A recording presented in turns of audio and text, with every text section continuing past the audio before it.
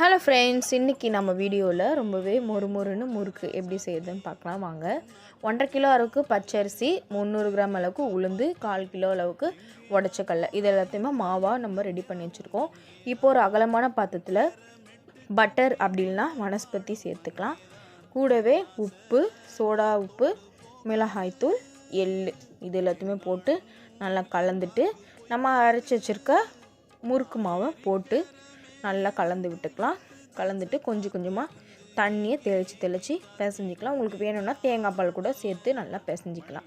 இந்த அளவுக்கு கன்சிஸ்டன்சி கரெக்டாக இருக்கணும். ரொம்ப திக்காகவும் இல்லாமல் தண்ணியாகவும் இல்லாமல் இருக்கணும். இப்போது ஒரு ஆயில் நம்ம ஊற்றிட்டு வச்சுருப்போம்ல அந்த கவர், அதில் நான் வந்து முறுக்கை நல்லா பிழிஞ்சு எடுத்துக்கிறேன். உங்களுக்கு வேண்டுன்ற ஷேப்பில் நீங்கள் பிழிஞ்சிக்கலாம். நான் ரவுண்டாக போட்டுக்கிறேன். இப்போ பாருங்கள், நல்லா ஷேப்பாக பண்ணியாச்சு. இப்போ ஆயில் வந்து நம்மளுக்கு ரொம்ப அதிகமான ஹீட்லேயும் இருக்கக்கூடாது, கம்மியான ஹீட்லேயும் இருக்கக்கூடாது. மீடியம் ஃப்ளேமில் வச்சு ஒரு முறுக்காக போட்டுக்கலாம். போட்டுட்டு கொஞ்சமாக திருப்பி விட்டுக்கலாம். ரொம்ப செவக்கக்கூடாது.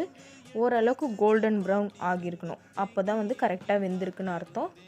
நம்ம போட்டிருக்கிறது வந்து பெரிய ஓட்டையில் போட்டிருக்கிறதால கொஞ்சம் நேரம் அதிகமாக வேக வச்சு எடுத்தோன்னா ரொம்பவே டேஸ்டான முறுக்கு ரெடி. பாய்.